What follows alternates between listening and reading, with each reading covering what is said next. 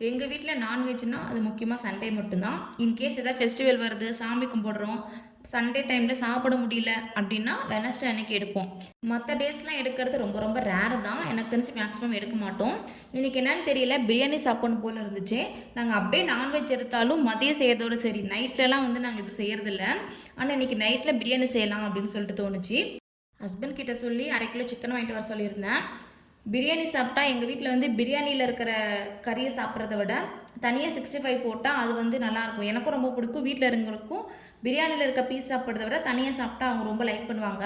சரி, அதனால் வந்து கொஞ்சம் சிக்கன் எடுத்து மேரினேட் பண்ணி வச்சுட்டேன். 65 கொஞ்சமாக போட்டுக்கலாம் அப்படின்னு சொல்லிட்டு கொஞ்சம் சிக்கன் மட்டும் தான் வந்து நான் பிரியாணிக்காக போட்டிருந்தேன். மேக்ஸிமம் நான் பிரியாணி செஞ்சால் தம் பிரியாணி தான் பண்ணுவேன். குக்கரில் செய்ய மாட்டேன். ஏன்னா குழஞ்சி வந்துடுமோ அப்படின்னு சொல்லிட்டு பயம்.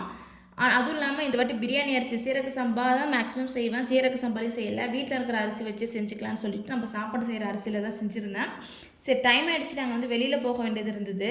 அதனால் குக்கர்லேயே வச்சுட்டா அத்தை வந்து ஆஃப் பண்ணிவிடுவாங்க அப்படின்னு சொல்லிட்டு குக்கரை தான் ரொம்ப சிம்பிளாக ஃபஸ்ட்டு குக்கரில் கொஞ்சமாக எண்ணெய் விட்டு பிரியாணி ஸ்பைசஸ் எல்லாம் போட்டுக்கலாம். அதுக்கப்புறமேட்டா கட் பண்ணி வச்சதை வெங்காயம், பச்சை மிளகாய், இஞ்சி பூண்டு பேஸ்ட்டு இதெல்லாம் போட்டு கொஞ்சமாக உப்பு, மஞ்சத்தூள் போட்டு நல்லா வதக்கிக்கலாம். நல்லா வதங்கினதுக்கப்புறமா நான் தக்காளிலாம் வந்து அரைச்சி ஊற்றிருக்கேன்.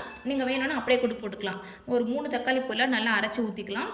அதுக்கப்புறமேட்டா கொத்தமல்லி, புதினா இதுவுமே நான் அரைச்சி தான் சேர்த்துருக்கேன். ஏன்னா கொத்தமல்லி, புதினா எங்கள் வீட்டில் அப்படியே போட்டால் எடுத்து ஒதுக்கி வச்சிடுறாங்கன்னு சொல்லிட்டு அரைச்சி போட்டுடலான்னு சொல்லிட்டு நான் அரைச்சி போட்டிருக்கேன். இதுவுமே நீங்கள் வந்து அப்படியே போடுறது இருந்தால் போட்டுக்கலாம். இதுவும் அரைச்சி போட்டு கொஞ்சமாக தயிர் போட்டு நல்லா வதங்கினதுக்கப்புறமா மசாலா போட்டுக்கலாம். நான் வந்து வெறும் மிளகாத்தூள் 1 ஸ்பூன் போட்டிருக்கேன். அதுக்கப்புறமேட்டு சிக்கன் மசாலா, கறி மசாலா கொஞ்சமாக போட்டிருக்கேன். மசாலா போட்டு ஒரு 2 நிமிஷம் வதங்கினதுக்கப்புறமா நம்ம வாஷ் பண்ணி வச்சுருக்க சிக்கனை சேர்த்துக்கலாம். சிக்கன் மசாலாவோட நல்லா மிக்ஸ் ஆகி வரட்டும். ஒரு 2 நிமிஷம் போல் மூடி வச்சுக்கோங்க. அதுக்கப்புறமேட்டா நல்லா கிண்டி விட்டுட்டு இப்போ நான் வந்து 1 டம்ளர் அரிசி சேர்த்துருக்கேன். 1 டம்ளருக்கு 2.5 டம்ளர் தண்ணி ஊற்றிருக்கேன். தண்ணி நல்லா கொதி வந்ததும் நம்ம வாஷ் பண்ணி வச்சுருக்க அரிசி போட்டு கொஞ்சமாக நெய் விட்டுக்கோங்க. அதுக்கப்புறம் குக்கர் போட்டு ஒரு 3 விசில் விட்டிங்கன்னா சூப்பராக ரெடி ஆகிடும். பேரலில் 65 போட்டு சூப்பராக சாப்பிட்டாச்சு. நெக்ஸ்ட் வீடியோவில் பார்க்கலாம். பாய்.